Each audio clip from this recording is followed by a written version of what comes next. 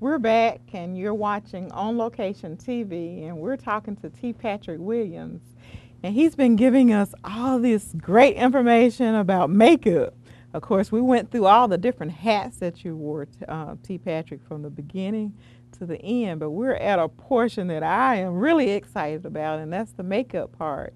And I wanted to share with everyone, especially the females, only the females, so to speak, about what should be in that beauty bag that you should carry around in your purse. So we're going to kind of break it down just a little bit. Can't give all the information, but give a few beauty secrets as to makeup part of it. So what's in your beauty bag? What should be in there? All right, well, if you're on the go, you should always have a beauty bag. And it doesn't have to be, too big, too small, just big enough for you to put in your purse. Right. So you should always need one of those. Sponges. You always need sponges. If you don't have any sponges, you can go to your local grocery store and get sheets of rice paper. Mm-hmm. Cut them up in squares. When you get those rice papers, you can blot your nose for excess oil on your forehead, your T-zone. That's your forehead, your nose, and your chin, and across your cheeks. Okay. You can just blot that out. You should always, always, always kind of carry lipstick. Right. Lipstick or a lip gloss. Something to moisturize your lips. It doesn't have to be, something in color. It can just be something that's fruity if you want. Something that's just going to give your lips some moisture so they're not dry and cracked.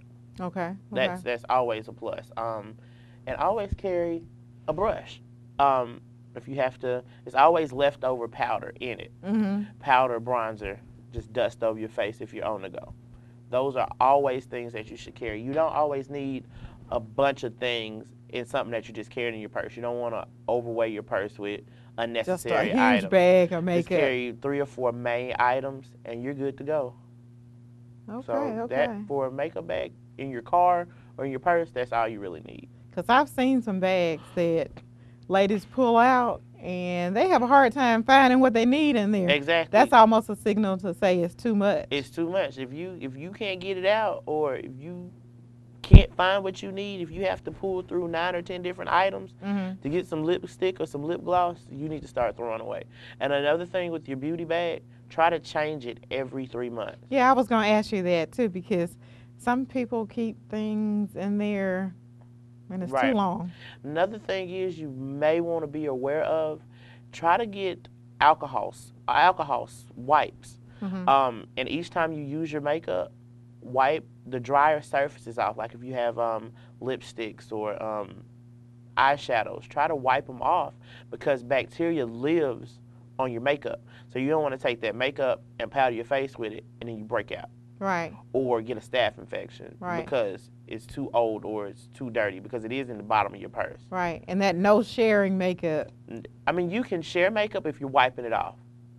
So you can share eyeliner makeup as long as it's properly taken care of. Okay. So you can kind of max out that rule, but just be careful what you're using. You don't want to share something if your friend has pink eye. Right.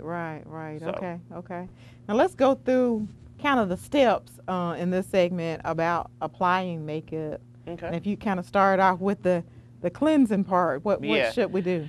Always clean your face with a moisturized soap or an astringent. I just brought this Proactive. Proactive is not paying me. Mm-hmm. But this is a revitalizing toner. You can use any kind of toner. You can even use alcohol. Now, if you're going to use alcohol, always follow up with a moisturizer because alcohol dries your skin out. Right. But even if you're using a toner or you're washing your face, while your face is still damp and your pores are open, use a moisturizer. Use an oil-free moisturizer if you have oily skin. Okay. Now, if you have dry skin, just use a regular moisturizer. Then you're going to follow up with this, and this is a primer / concealer. So you're going to go over your face, your problem areas, if you have a couple of blemishes, a small half a pea size on bad areas, and then take it and spread it over your whole face. Okay, so should you be using your own hand or do you use a... Believe it or not, your hand is the best brush that you have. Okay. So your fingertips will get you a long way. But with this, starting off, you can just, because you can evenly get it done. Okay. With this. After you get your primer slash concealer on, then you're going to start with foundations. Okay. Foundations are hit and miss because you probably won't be able to go to the store and just say, I'm going to get this one concealer because it matches on my hand. Your hand is a lot different from your face, but that's a lot of times how you match it. So what you're going to do is you're probably going to buy the darker tone and then a shade lighter than your regular complexion. Okay. Mix those two together. And what I like doing is I have brushes. Brushes can get a little expensive, but they'll last a long time. You don't have to go to MAC. You can go to Walmart and buy Revlon brushes, and they'll pretty much work the same way.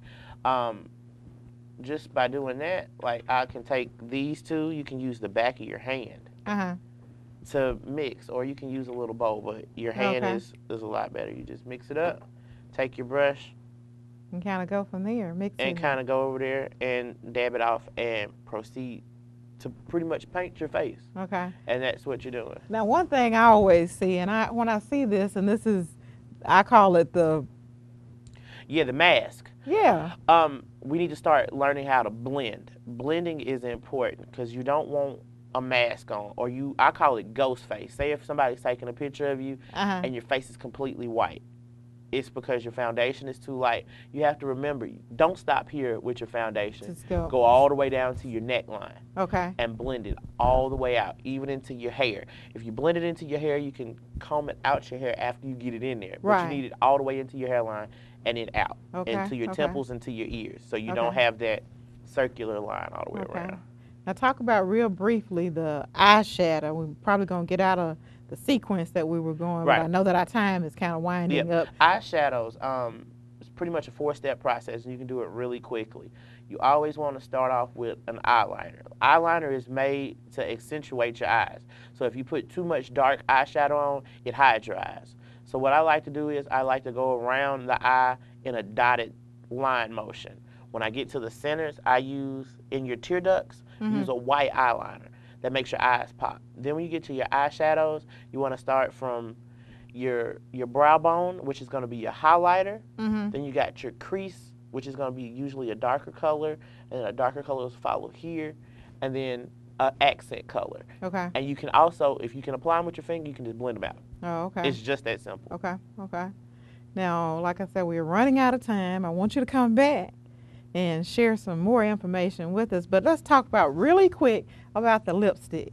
The black line. I call it. You got to cut that out. The black line is not the business anymore. I'll say real quick, reds for this summer, reds, pinks, anything like that look good on any skin tone. Okay.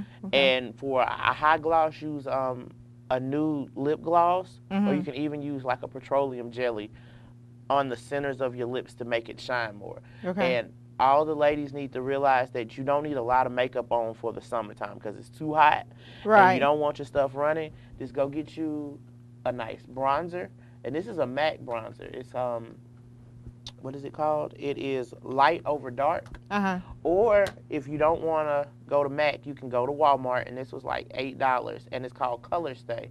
And it's a setting powder. And you always want to set your foundation with a setting powder, and it has tone bronzers on it. When you put bronzers on, get a light amount on your brush, brush over your face just a little bit, and then you want to hit your T-zones heavily. Here, here, here, here, and here. And it'll make you look sun-kissed. Okay, okay. Well, this is just a few of the makeup tips that I think we need to know about. Right. And we kind of need to study what we're doing instead of just kind of putting it on. They're telling me to wrap it up.